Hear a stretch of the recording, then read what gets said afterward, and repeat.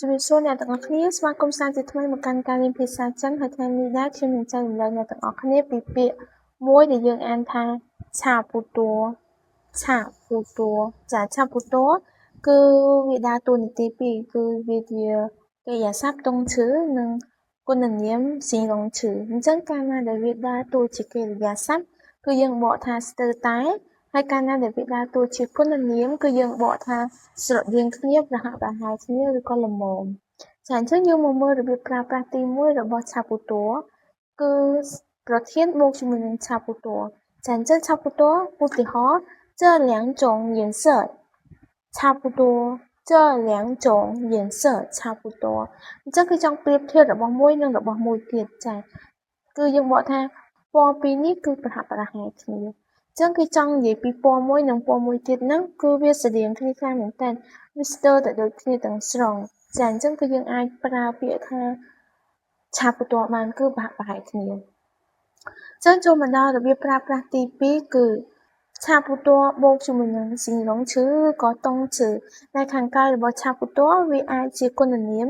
និងជាកិរិយាសព្ទអញ្ចឹងតើឧទាហរណ៍បែបម៉េចចឹងយើងមើលឧទាហរណ៍ទី2ហ្នឹងគឺយើងអានថា教室里差不多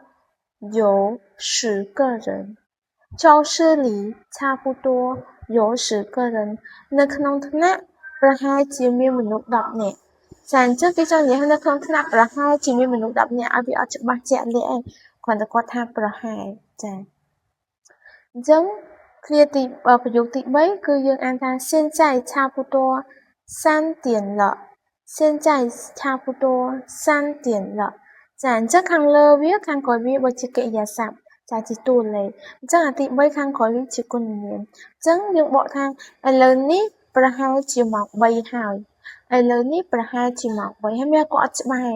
ចាគាត់ថាប្រហែលជាម៉ោង3ហើយបើតាមមើលទៅអញ្ចឹងណាចាអញ្ចឹងយើងមកចូលដល់ការប្រើប្រាស់ទី3ប្រធានបូកជាមួយនឹងកិនឬក៏ហបូកជាមួយនឹងឆាពូតួចាអញ្ចឹងយើងមកមើលឧទាហរណ៍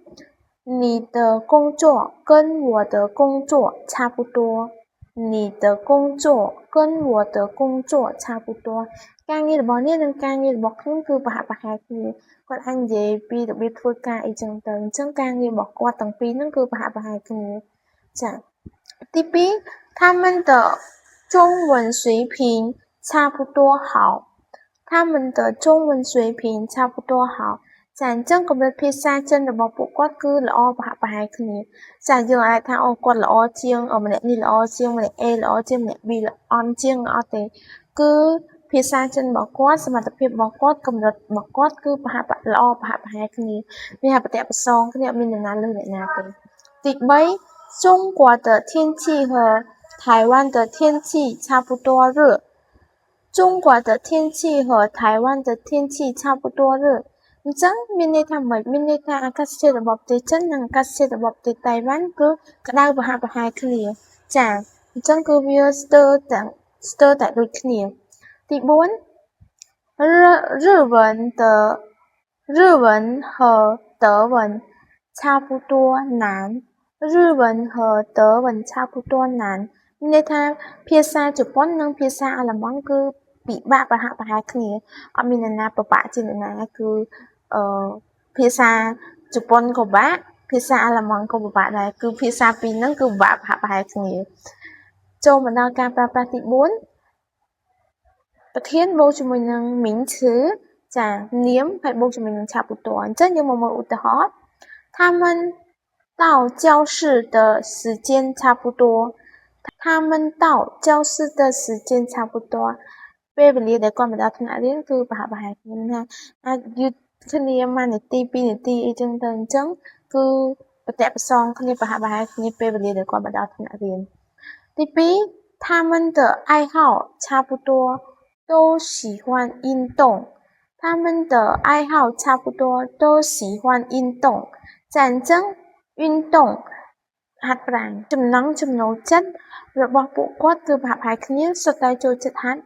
ប្រាណចា៎ថ្ងៃនេះខ្ញុំចែករំលែកជាមួយនឹងអ្នកទាំងអស់គ្នាត្រឹមប៉ុណ្ណឹងហើយបើសិនអ្នកទាំងអស់គ្នាមានចម្ងល់អាច comment នៅខាងក្រោមវីដេអូបានហើយបើសិនមកពេញចិត្តវីដេអូដែលខ្ញុំចែករំលែកសូមជួយចុច like និង share អរគុណជួបគ្នានៅវីដេអូក្រោយ谢谢，下次再见。